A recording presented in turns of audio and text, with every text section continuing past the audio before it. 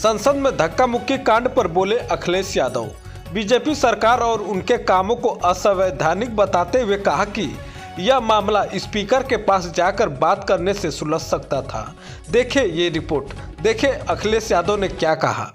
ये बीजेपी का मॉडल है, किसी के घर में छापा मार करके इस तरह का काम करते हैं। अधिकारी खुद हाथ खड़े कर देते हैं, कहते हैं हम पे ऊपर से दबाव है। ऊपर से किसका दबाव है? मुख्यमंत्री जी का खुद दबाव है। हमारा हमेशा व्यवहार अच्छा रहता है। बीजेपी वालों को कौन समझाए? फरकाबाद वाले तो नकली सर्टिफिकेट से जीत करके आए हैं, केवल सर्टिफिकेट से जीते हैं वो। और मैं तो कहूंगा उनके इलाज के लिए हम लोग मदद करना चाहते हैं। तो एक बात तो हमें और आपको ये समझनी चाहिए, मैं पिछले कई वर्षों से और खासकर उत्तर प्रदेश में देख रहा हूं, भारतीय जनता पार्टी का एक बहुत सोचा समझा मॉडल है कि वो पहले अनकॉन्स्टिट्यूशनल काम करते हैं, गैर कानूनी काम करते हैं, और अगर आप उसमें विरोध करने आते हैं तो प्रशासन से, शासन से आपके खिलाफ कार्रवाई करते हैं। जिस तरह का भाव राज्यसभा में था वो बाबा साहब भीमराव अम्बेडकर जी का अपमान है। न केवल हम समाजवादियों के बल्कि पूरे देश के शोषित, वंचित, पीड़ित, अपमानित लोग और जो समाज में सबसे पीछे छूट गए थे, उनके लिए आज भी वो पूजनीय हैं। आप किसी भी गांव में चले जाएं पूरे देश में, आज भी बाबा साहब को पूजने का काम गांव के लोग करते हैं। गरीब, हर समाज के लोग उनको भगवान की दृष्टि से देखते हैं। तो इस तरह की भाषा का इस्तेमाल करना न केवल निंदनीय है बल्कि शब्दों को वापस लें और माफी मांगने की जो विपक्ष की बात है उसको मानना चाहिए सरकार को। और सच्चाई तो ये है कि जो व्यक्ति माफी मांग लेता है वो बड़ा होता है। माफी मांगने वाला व्यक्ति हमेशा बड़ा होता है। ये जो कलयुग आया हुआ है, हालांकि वो मैं नहीं कह सकता हूं कहां से शुरुआत हुई थी, लेकिन भगवान श्री राम ने के अलावा जो हमारे भगवान हैं, भगवान श्री कृष्ण ने जब अपने प्राण छोड़े तब कलयुग शुरू हुआ। आखिरी शब्द भी यही थे जब उनको तीर लगा कि डेस्टिनी थी, ये माफ कहना चाहिए, भूल जाना चाहिए इस चीज को। तो कम से कम सरकार को जिनकी भाषा से, व्यवहार से पूरे देश का सेंटिमेंट बाबा साहब भीमराव अम्बेडकर जी के लिए जो अपमान की तरह भाषा इस्तेमाल हुई, उस पर माफी मांगनी चाहिए और शब्द वापस अपने लेने चाहिए। राहुल गांधी पर एफआईआर हुई है सर, देखिए ये हालांकि मेरी स्पीकर साहब से बात नहीं हुई और दूसरे पॉलिटिकल लीडर से बात नहीं हुई, लेकिन ये लोकसभा का परिसर है, इसमें सबसे ज्यादा सुप्रीम अगर कोई है तो स्पीकर साहब हैं। अब सोचिए आप, बीजेपी के लोग तो स्पीकर के साहब के ऊपर भी चले गए। हालांकि मेरी किसी पॉलिटिकल पार्टी से बात नहीं हुई, लेकिन ये जो परिसर है वो लोकसभा का है, तो स्पीकर साहब के पास हम बैठ करके बहुत सारी चीजों को सुलझा सकते थे। लेकिन मैंने जो बात शुरू में कही, भारतीय जनता पार्टी के पास तरीके हैं, उनके पास मॉडल हैं, अंडरग्राउंड पॉलिटिकल उनके पास राय मशवरा आता है।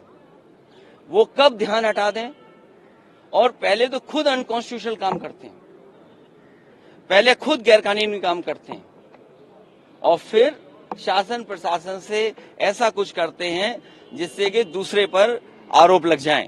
और मैं तो फरकाबाद के सांसद जी को देख रहा था, वो सर्टिफिकेट वाले सांसद हैं। अगर उनको इलाज, दवाई की जरूरत हो तो उनके लिए सलाह यही है कि हम फरकाबाद से डॉक्टर बुला करके फ्री इलाज करा सकते हैं उनका। सर बर्ग साहब पे एक और एफआईआर हो गई है, बिजली चोरी का एफआईआर। फिर मैं बोल रहा हूं आपसे, ये बीजेपी का मॉडल है, किसी के घर में छापा मार करके इस तरह का काम करते हैं। पूरे उत्तर प्रदेश में सबसे ज्यादा बिजली को लेकर के गरीबों को परेशान किया जा रहा है। बिजली को लेकर के एफआईआर दर्ज है, आज ऑन रिकॉर्ड मैं कह रहा हूं ये बात, आप निकलवाइए रिकॉर्ड। सबसे ज्यादा बीजेपी के लोगों ने मुकदमे दर्ज कराए हैं किसानों पे, गरीबों पर, और जानबूझ करके। आपकी कोई सुनवाई नहीं है, अधिकारी उनके हैं, अधिकारी खुद हाथ खड़े कर देते हैं, कहते हैं हम पे ऊपर से दबाव है। ऊपर से किसका दबाव है? मुख्यमंत्री जी का खुद दबाव है। और आज आपने अखबार में पढ़ा कि जब 5 लोग मर गए, न जाने कितनों पे झूठे मुकदमे लग गए, न जाने कितनों को अपमानित होना पड़ा है, घरों में पुलिस गई है, महिलाओं के साथ अपमान का व्यवहार हुआ, तब कह रहे हैं कि हर मंदिर को नहीं खोदना चाहिए।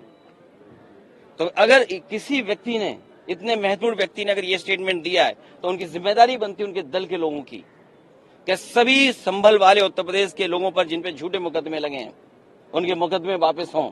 हालांकि जान वापस नहीं कर सकते, कोई धरती पर ऐसा नहीं जो जान वापस कर दे, लेकिन कम से कम उन परिवारों की सरकारी मदद करे जिस तरीके से मुआवजा वो और दूसरे लोगों को देते हैं। आरएसएस चीफ ने जो कहा है कि सद्भाव से रहना चाहिए और उन्होंने कह दिया, इसी में कह दिया। सर कल जो कुछ हुआ संसद भवन परिसर में, तो इस तरह की घटना ना हो। मैं तो चाहूंगा ऐसी घटना न हो। हम एक दूसरे से, हमारा हमेशा व्यवहार अच्छा रहता है, लेकिन बीजेपी वालों को कौन समझाए, बीजेपी वालों को कौन समझाए। सरकार उनके पास है, प्रशासन उनके पास है, पुलिस उनके पास है। अगर ये लोकसभा परिसर में हुआ है तो चाहे कांग्रेस चाहे बीजेपी को सबसे पहले स्पीकर साहब के पास जाना चाहिए था। बीजेपी को स्पीकर साहब से शिकायत करनी चाहिए थी। और अक्सर हम और आप तो देखते हैं, जब आपको बाहर किया जाता है तो स्पीकर साहब आपको बाहर करते हैं, पुलिस बाहर नहीं करती है आपको। तो ये शिकायत अगर बीजेपी के लोगों को करना था तो स्पीकर साहब से शिकायत करते, स्पीकर साहब सभी लीडर्स को बुला लेते, हम लोग बात कर लेते। अखिलेश जी, कल जो धक्का मुक्की वाला प्रकरण जब आपकी जानकारी में आया, उसके बाद फर्रुखाबाद वाले तो नकली सर्टिफिकेट से जीत करके आए हैं, केवल सर्टिफिकेट से जीते हैं वो। और मैं तो कहूंगा उनके इलाज के लिए हम लोग मदद करना चाहते हैं।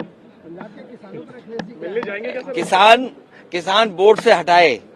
लोहिया जी की वो बात मुझे याद आती है। लोहिया ने कहा कि एक तो जेल में जाते रहो, दूसरा फावड़ा और तीसरा वोट। तो किसान की हर मांग के पक्ष में हम, और भूख हड़ताल के पक्ष में हम नहीं हैं। लोहिया जी, समाजवादी लोग कभी भूख हड़ताल के पक्ष में नहीं रहे। हम लोग संघर्ष और वोट की ताकत से हटाने के पक्ष में रहे। हमें उम्मीद है किसानों की सरकार सुनवाई करेगी। और आपको भी पता होगा कितनी किसको चोट लगी। आपसे बेहतर कौन है, सब कैमरे आपके पास हैं। अब आपका चेहरा भी बता रहा है कुछ ऐसा है जो हम नहीं जानते हैं। सर, नए साल में इंडिया अलायंस में कोई नई शुरुआत होनी चाहिए क्या? ममता बनर्जी को लीडरशिप देने की बात क्यों कही जा रही है। आप उलझाओ मत, अभी मुद्दा है लोकसभा का। और सच्चाई तो ये है कि जितनी इंस्टीट्यूशन बेहतर होगी, जितना हम और आप सब लोग इंस्टीट्यूशन को स्ट्रेंथन करेंगे, उतना ही नई जनरेशन को इस सिस्टम का, इस ऑर्गेनाइजेशन का फायदा पहुंचेगा। विधानसभा के चुनाव में समाजवादी पार्टी का बीजेपी हारे, समाजवादी पार्टी कैंडिडेट खड़े करेगी, वो अलायंस होगी। बीजेपी हारे उस दिशा में समाजवादी लोग साथ देंगे।